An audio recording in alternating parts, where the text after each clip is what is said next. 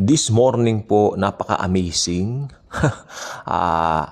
Ako po ay nagpatugtog ng CD. Okay, sa panahon natin ngayon, digital age na po tayo. Pero may mga CD pa po kami. Okay, magaganda po mga praise and worship CD. Teka lang po ito, yung All Things Are Possible by Hillsong. Ayan. Okay? So, ito po ay napakagandang CD. Pinatugtog ko po. At talaga naman pong ito po ay punong-puno ng mga magandang awitin. Yung In Your Hands, I Live to Know You. Yun. Tapos, ano pa? Shelter House, Your Love, at saka syempre yung Glory to the King. Paborito ko po yan. Glory to the King. Okay. Anong kaibahan? O dito muna tayo, ano po? Ako, I'm nothing against secular music. Marami rin po akong mga music dyan na mga secular. Sa Spotify ko, marami rin po ako nakasave. Pero ano po ba ang kaibahan pag nakikinig tayo ng mga worship songs? Alam niyo po kung ano? Merong buhay doon. The life of the King of Kings and the God of Gods, the Lord Jesus Christ. Yung kanyang buhay na i-impart doon sa pag-worship. Because whenever we hear some worship songs na play, no? Sa mga playlist natin, minsan sa CD, no? Whatever formats, alam niyo po bang gumagaan yung mga ginagawa natin? Parang, minsan, thank you Lord, di ba? Napakabuti mo. Especially kung yung lyrics ng mga song na yun, talagang Christ-centered ba? Talagang wow, mapapapuri ka. Yan po nga sa larawan, si Paul at si Silas. Sila po ay pinagbawalan ni Haring Agripa, o hindi ako nagkakamali, itong si Agripa, na mangaral o magpahayag ng gospel ng grace ni Jesus. Pero itong dalawang ito talagang, syempre, dala po ng pag-ibig ng Panginoong Jesucristo sa kanila. Hindi nila mapigil. They cannot contain the overwhelming joy na meron sila sa kanilang mga puso. They continue to, kahit ano pang mangyari sa kanila, ipapangaral nila si Jesus. Amen? Sapagkat alam nila, kailangan marinig ng mga tao si Jesus. At ang nangyari po, ay, pasaway, ha? Pinadakip ngayon sila. Ngayon, alam niyo po ba, ito, bigyan ko po kayo ng idea. Ang mga kulungan noon ay hindi lang po basta kulungan. O sige, dyan ka. Yung pupunta ka, nandun lang yung kulungan, bubuksan. No, it's not like that. It's a dungeon. It's a dungeon. Isa siyang malalim na, parang kuweba sa ilalim. Doon ka, tatapon ka doon. Tapos nakatali ka pa doon. Tapos bukod doon, nasa ilalim ka na nga, nakapadlock pa sa taas, katakot-takot na mga kung ano-ano pa. Okay?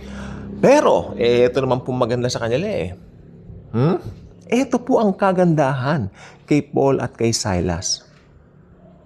Nag-aawitan sila, umaawit sila ng papuri kay Jesus. They singing praise to the King of Kings and the God of Gods, the Lord Jesus Christ. No matter what, ito naman ang matututunan natin dito bilang mga mananampalataya. Kahit anong sitwasyon, magpuri ka sa Diyos. Praise Jesus in everything, in every situation. Tapos, ito na pong gusto ko sabihin. Alam niyo po ba habang nagpupuri sila sa Panginoong Hesus, bigla pong lumindol. Bigla pong lumindol at nakalas yung mga tanikala. Tapos nabuksan ngayon yung kulungan. Ano po ang mangyayari ngayon dun sa mga jailer o yung mga nagbabantay?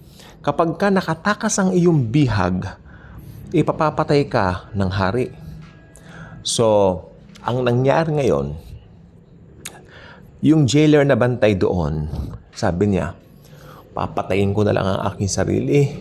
Total, papatayin din naman ako Ganyan. Nung papatay niya ng kanyang sarili, sasaksakin niya kanyang sarili ng espada, sabi ni Paul at ni Silas, tumigil ka! Nandito kami, hindi kami umalis. Ay, salamat naman po. Tapos, siya ay talagang lumapit dun sa dalawa. Sabi niya, tinanong niya ang pinakamahalagang tanong, what must I do in order to be saved? Sumagot ngayon sila, Believe in the Lord Jesus Christ and you will be saved, you and your household. Maniwala ka lamang sa Panginoong Hesukristo at maliligtas ka. Ikaw at ang iyong buong pamilya. Okay, ang ganda, di po ba? So, nagsimula po lahat sa worship. Nabuksan yung dungeon. Nabuksan yung tanikala nitong dungeon. Ha? Akala nung jailer, di ba, nakatakas yung dalawa, tumakas yung dalawa. Kaya papatay na lang niya ang kanyang sarili. Total, doon din naman ang punta niya. Papapatay din naman siya eh. Pero, ang nangyari po, ang maganda nangyari, we're here. Don't hurt yourself. Kanila, di ba? What must I do to be saved? Napauwi po ngayon salvation. Tapos, ang sabi pa ng Biblia, at after that, binautismuhan ni Paul at ni Silas yung Romano. Siya po ang unang convert na Romano, na pagan, doon sa lugar na yon. Amen? Napakabuti ng Diyos. Di po ba? Napakabuti ni Jesus. So, ginamit po yung kanilang sitwasyon. Okay, makinig po mabuti. Ang kanilang sitwasyon, inilagay sa dungeon. Mabaho po doon, ha? Hindi po mabango doon. Hindi kaaya-aya ang amoy. Pero, nagpuri sila despite. Deadma lang sila dun sa mga amoy, mabaho, whatsoever. They keep on praising Jesus.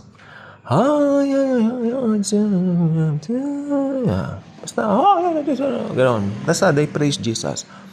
At himala pong nabuksan. Diba? Lumindol. Nakalag. Yung mga tanikala, kadena.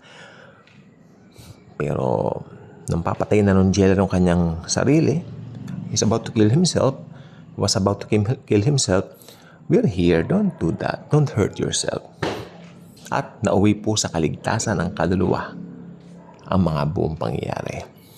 Alam mo, kung ikaw ay Kristiyano, there are things sa buhay natin, hindi natin maintindihan. Ako personally po, may mga bagay po nangyari dati sa buhay ko na hindi po maganda, na naging pakinabang din po sa buhay ng ibang tao. Hindi ko gusto yung nangyari sa akin, Panginoon, pero dahil doon sa nangyari yon, nakakilala sa Panginoon yung ibang mga tao. Kaya pala, meron kasi dati nangyari, nakalimutan ko, hindi ko alam yung eksakto. Kaya pala kami pumunta roon, maski umuulan, nag-conduct ng Bible study. Parang naabala ako noon, nabubuwisit ako, ba't pa pumunta pa ako dito, gano'n. Yung pala, magre-request ng Bible study yung isa doon. So, tignan nyo. Di po ba? Yan po eh. Sometimes situations in life can be used by the Lord Jesus in order to advance His kingdom. Kaya tayo, paggamit lang tayo sa Kanya. Kung ano man yung situations na hindi lang siya sitwasyon. Situations, whatever is that.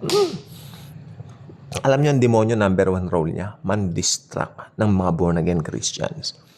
Man-distract. Dinidistract niya. Siguro,